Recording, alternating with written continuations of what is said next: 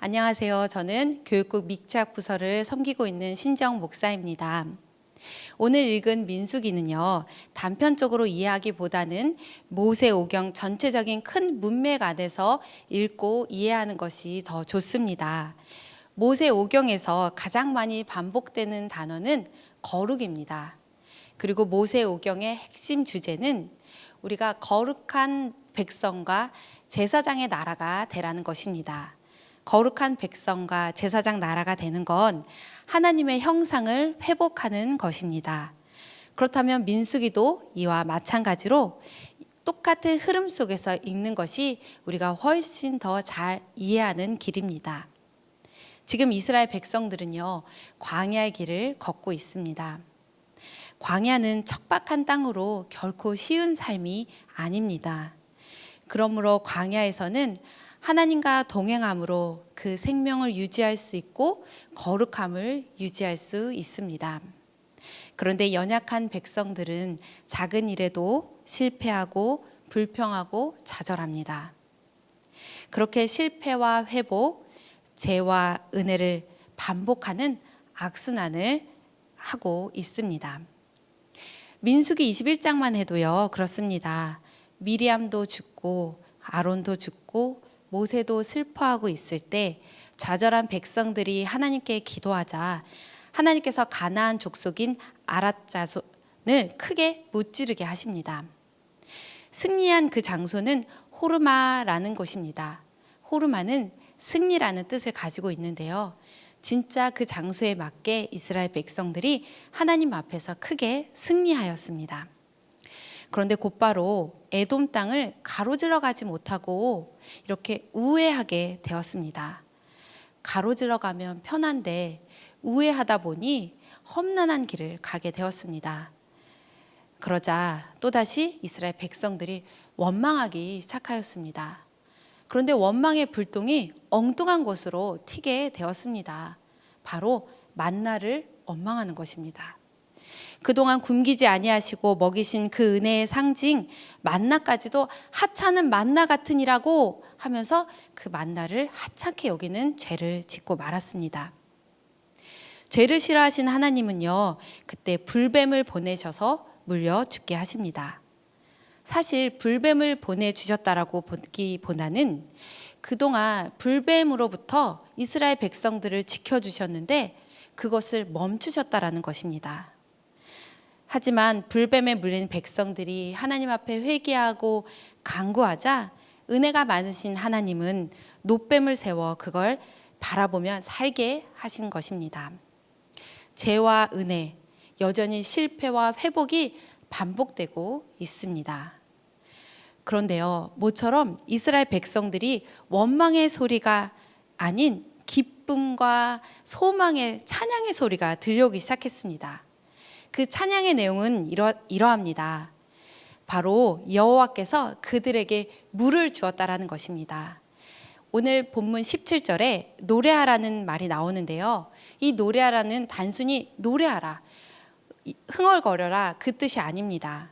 기쁨과 감격을 표현하라는 거죠. 메마른 광야에서 하나님의 명령을 따라 이스라엘 백성들이 땅을 팠을 때 생명의 근원이 되는 물을 하나님께서 우리에게 주셨다. 그 권능의 하나님을 찬양하라 라고 이야기하고 있습니다. 그리고 여기에 특이한 표현이 있습니다. 우물물아 솟아나라 라는 표현이 있는데요. 이 표현을 시적으로 번역하면 우물물아 너는 뛰어올라 하나님을 찬양하고 너희 이스라엘은 그에게 화답하여 찬양하라 라고 말하고 있습니다. 맞습니다. 여호와 하나님은 이스라엘 백성들에게 마르지 않는 샘처럼 가는 곳마다 샘을 파서 물이 나오게 하셨습니다. 이스라엘 백성들은 그것을 이제야 찬양을 하고 있습니다. 뒤늦게 우리에게 마르지 않는 샘을 주신 하나님을 찬양하자라고 이야기하고 있습니다. 다소 뒷북을 치는 모습 같기도 한데요. 사실 우리도 마찬가지입니다. 우리가 하나님을 얼마나 많이 실망시켜 드렸습니까? 얼마나 믿음 없이 우리가 불평하였습니까? 그런데요, 우리가 이럴 때가 있어요. 광야 같은 삶을 살아갈 때 너무 힘이 드는 거예요. 아무도 나를 도와주지 않는 것 같아서 외롭고 지친 마음에 앉아서 하나님 앞에 푸념하듯 하나님을 원망하듯 그렇게 기도하고 있을 때 갑자기 불현듯 그동안 하나님께서 나를 먹이시고 입히시고 나를 그때마다 도와주셨던 그 은혜가 생각나서 원망의 눈물이 감사의 뜨거운 눈물로 변할 때가 있습니다. 우리도 이스라엘 백성과 같이 이렇게 뒤늦은 감사를 할 때가 있습니다.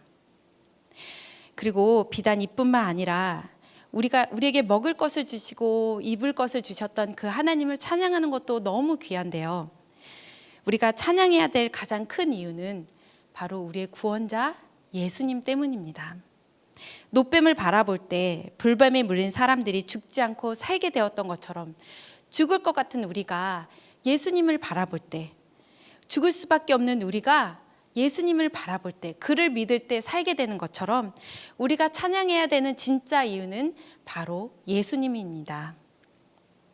그리고 찬양의 모양도요, 일방적이거나 건성으로 우리가 찬양하는 것, 때로는 로봇처럼 그렇게 찬양하는 것이 아닙니다. 하나님과의 올바른 관계 속에서 나오는 그 감사의 찬양이 우리의 입술에서 흘러나와야 합니다. 왜냐하면요, 하나님은 인격적인 분이시기 때문입니다. 거룩하라고 말씀하실 때도 강제적으로 율법을 지키라고 하실 수도 있습니다. 이것을 강압적으로 우리에게 시키실 수도 있습니다. 하지만 하나님은요, 인격적인 하나님이시기 때문에 우리에게 그렇게 하지 않으십니다. 이렇게 말씀하시죠. 백성들아, 나의 백성들아, 내가 거룩하니 너희도 거룩하여라. 하나님은요, 우리를 기다리고 계십니다. 그리고 우리가 의무감에 억지로 감사하는 것을 원하지 않으십니다. 스바냐 3장 17절, 너희 하나님 여호와가 너희 가운데 계시니 그는 구원을 베푸실 전능자이시라. 그가 너로 말미암아 기쁨을 이기지 못하시며 너를 잠잠히 사랑하시며 너로 말미암아 즐거이 부르며 기뻐하시리라 하시니라. 하나님이 우리를 보시며 너무 기뻐서 그 기쁨을 이기지 못하신다고 하십니다. 우리를 잠잠히 사랑하신다고 우리에게 고백하십니다. 하나님도 최선을 다해 사랑을 표현하고 계시는데 우리가 하나님께 사랑을 표현하지 못할 이유가 없습니다. 정말 모처럼 만에 이스라엘 백성들이 우물물아 솟아나라 하면서 하나님을 기뻐하며 신나게 찬양하는 모습, 이 모습을 보고 하나님은 어떠하셨을까요? 하나님은 우리가 감사할 때, 진심에 우러나와서 기뻐할 때 움직이시는 하나님이십니다. 제 동생에게 아들이 하나 있는데요, 가끔 조카를 돌볼 때가 있습니다. 조카를 이렇게 잘 돌보다가 동생이 딱 오면 조카가 엄마라는 말밖에 할 수 없는데 엄마 하면서 막 뛰어가서 동생에게 와락 안기는 거예요.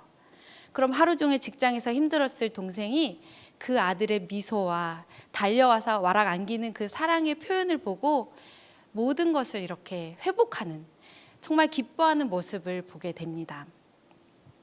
사춘기 자녀를 둔 부모님들이 가장 힘들어하는 이유는요, 자녀들이 말을 하지 않는다는 거예요. 표현을 하지 않고 자기 방으로 문을 쾅 닫고 들어가 버린다는 것입니다. 그렇다고 부모들이 말하지 않는 자녀들, 표현하지 않는 자녀들에게 밥을 굶기거나 집에서 내쫓거나 하지는 않지 않습니까? 하나님도 마찬가지이십니다. 우리가 하나님 앞에 표현을 하지 않는다고 하나님이 우리에게 베풀어 주신 것을 걷어가지도 않으시고 우리를 하나님의 품에서 내쫓지도 않으시는 분이십니다.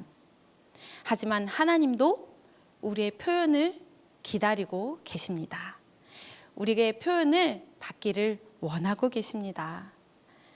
우리도 어쩌면 하나님께 사춘기 자녀들처럼 그렇게 굴지는 않았는지 한번 돌아보시는 여러분들 되기를 바랍니다. 지금 내가 교회에서 직분이 있는데, 내가 한 집안의 가장인데 내가 이 나이에 부끄럽게 어떻게 하겠어? 라고 하실 분도 계실 것입니다. 여러분, 다윗이 하나님께 사랑받았던 이유가 무엇이었나요? 그는 왕이었지만 사람들이 보는 것도 개의치 않고 옷이 벗겨지도록 하나님을 기뻐하며 찬양했던 다윗 왕이었습니다. 사람들이 보는 거는 아무 상관없이 하나님을 기뻐하며 찬양했기에 그는 내 마음에 합당한 왕이라고, 합당한 사람이라고 하나님께 칭찬받았던 왕이었습니다. 여러분, 하나님은 우리가 거룩한 백성, 제사장의 나라가 되라고 하십니다. 우리가 하나님과 인격적인 관계를 가지고 동행할 때 우리는 거룩한 백성, 하나님의 나라가 되는 것입니다. 오늘 하루도 우리를 기다리시는 하나님과 대화하시며 하나님과 원 없이 대화하고 하나님 앞에 원 없이 사랑의 고백을 하고 감사의 고백을 올려드림으로 하나님을 기쁘시게 하는 여러분들 다 되기를 간절히 소망합니다. 제가 기도하도록 하겠습니다. 인생이라는 광야를 살 때 만나로 먹이시고 구름 기둥으로 불 기둥으로 보호해 주시는 은혜 참 감사합니다. 그걸 알면서도 우리가 감사의 고백을 올려드리기는커녕 아주 작은 일에도 불평하고 하나님을 원망했던 우리를 주님 용서하여 주옵소서. 오늘 하루 우리가 주님과 동행함으로 우리 마음속에서 우러나오는 기쁨과 그 감사의 고백을 올려들어 하나님을 기쁘시게 하는 우리가 다 되게 하여 주옵소서. 감사하며 예수님의 이름으로 기도합니다. 아멘.